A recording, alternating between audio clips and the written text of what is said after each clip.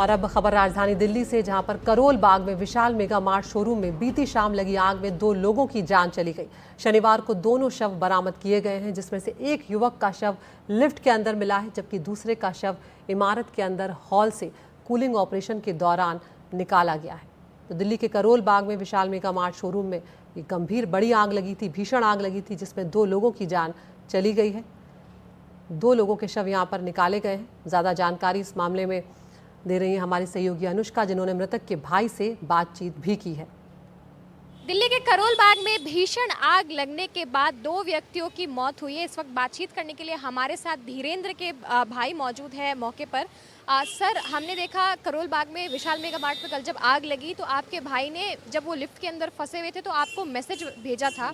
क्या कुछ कहेंगे, आपके भाई वहाँ पर क्या कर रहे थे? भाई वहाँ कुछ काम से गया था, मुझे पता नहीं था। वहाँ जब वो पहुँचा और लिफ्ट में जब फंस गया तो उसने मुझे पहले मैसेज किया, फिर कॉल किया कि भाई मैं लिफ्ट में फंसा हुआ हूँ विशाल मेगा मार्ट में करोल बाग में, और मुझे यहाँ से निकलवाओ। उसके बाद मैंने वहाँ के प्रशासन को फ़ोन किया।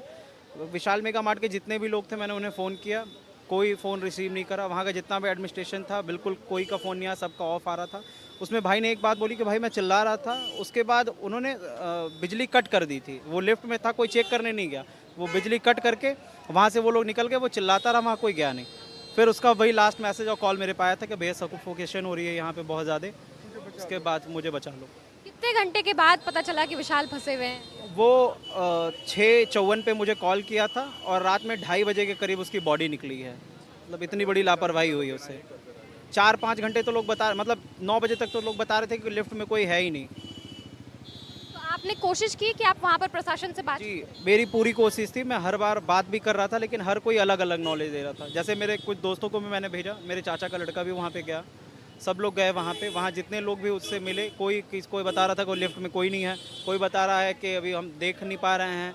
फिर लास्ट में जो हुआ जैसे-तैसे करके भाई को 2:30 बजे निकाला। कहाँ के रहने वाले हैं? मैं सोनभद्र के रॉबर्टसन शहर का रहने वाला हूँ। तो आप लोग यहाँ पर जॉब से आए? नहीं, भाई यहाँ यूपीएससी की तैयारी करता था। वो 4 साल से यहीं पे था। यहाँ पे पढ़ाई करता था। करोल बाग में उसकी पीजी थी और बस वो कल कुछ काम से ही गया था।